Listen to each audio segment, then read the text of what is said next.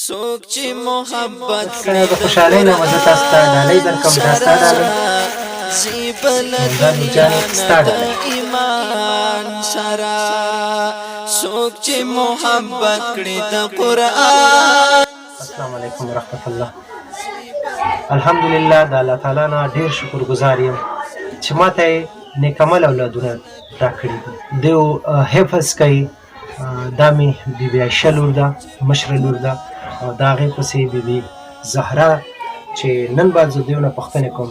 لور جانې ته چې دا حفظ کې کوم صورت به دلته تلاوت کوې چې زما دغه ملګري ته وګوري؟ پلارجانه زه به څو آیاته د نبا صورت تلاوت کوم.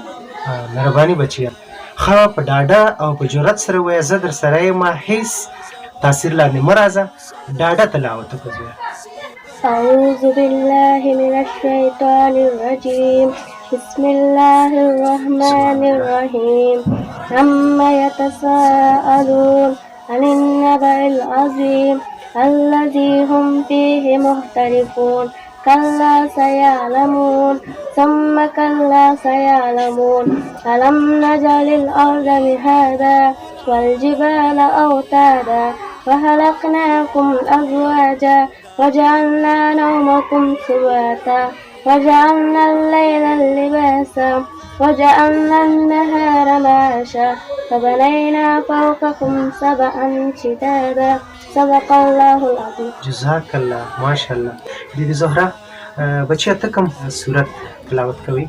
پلارجانه د سورت نازعات شپږ څلوېښت آیاته لري، غواړم یو څو آیاته تلاوت کړم. أعوذ بالله من الشيطان الرجيم بسم الله الرحمن الرحيم والنازعات غرقا والناشطات نشطا والسابقات سبقا فالسابقات سبقا فالمدبرات أمرا يوما ترجف الرأجفة تتبعه الرأدفة قلوب يومئذ واجفة أبصارها هاشية يقولون أئنا لمردودون في الحافرة أئذا كنا عظاما نخرة صدق الله العظيم. جزاک الله، ماشاءالله. بس د خوشحالۍ نه مزه تاسو ته ډالۍ درکړم، دا ستا ډالۍ، نو دا نور جانې ستا ډالۍ، او ماته یو غاړه خو راکړئ. ډېر د خوشحالۍ ځای دی کله چې موږ او تاسو خپله کورنۍ صحیح وروزو.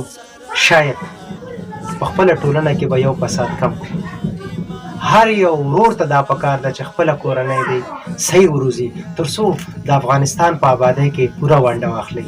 تر بلې چې بیا هم د خپلو اولادونو نوي معلومات له تاسو سره شریکوم. تاسو په لوی څښتن تعالی سپارم. د خدای په امان. څومره خوش نصیب دی د قرآن. آمین.